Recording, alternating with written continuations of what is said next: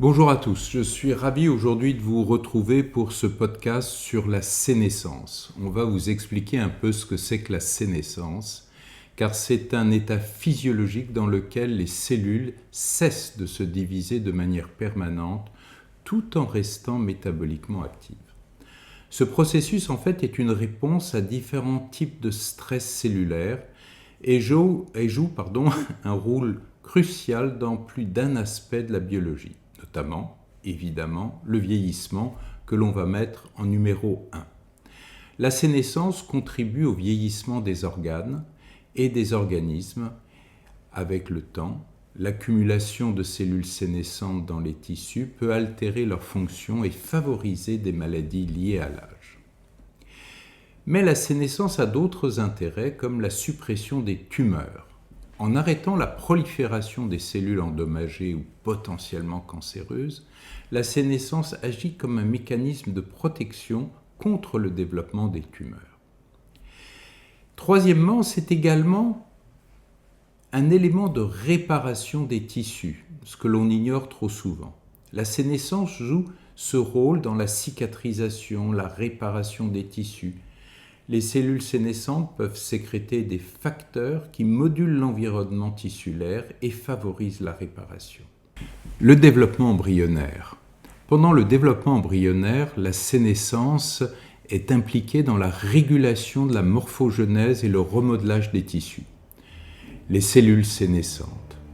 Ces cellules se caractérisent en général par plusieurs changements, notamment une altération de la morphologie, une expression modifiée de certains gènes et de la sécrétion de diverses molécules inflammatoires, appelé collectivement le phénotype sécrétoire associé à la sénescence ou SASP.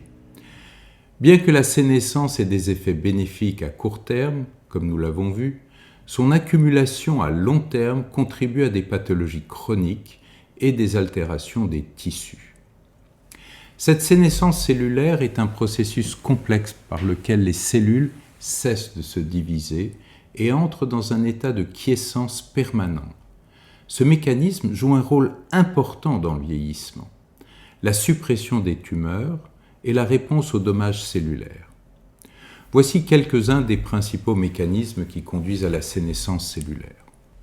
Les dommages à l'ADN sont causés par des facteurs tels que le stress oxydatif, les radiations, les erreurs de réplication, et ceux-ci peuvent déclencher cette sénescence.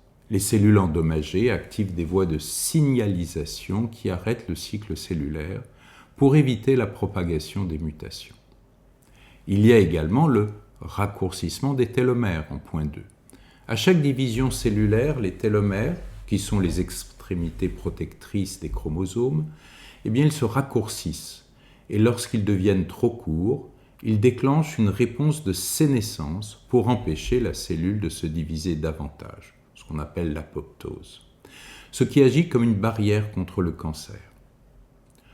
Autre mécanisme, la glycation.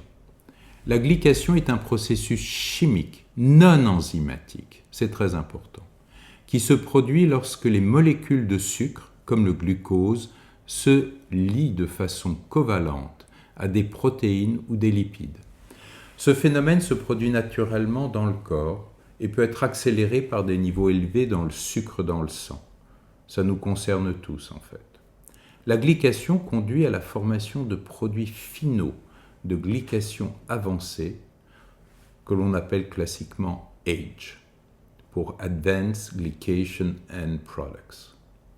Ces AGE peuvent altérer les structures et la fonction des protéines, ce qui contribue évidemment au vieillissement de l'organisme et à différents problèmes de santé. Nous en reparlerons dans un autre podcast consacré à la thématique de la glycation. Les mécanismes neuroendocriniens. La sénescence neuroendocrinienne fait référence aux changements liés à l'âge dans le système neuroendocrinien qui est responsable de la régulation de nombreux processus physiologiques à travers la libération d'hormones. Ce système inclut des structures telles que l'hypothalamus, l'hypophyse, les glandes périphériques comme la thyroïde, les glandes surrénales, les gonades, tels que les ovaires et les testicules.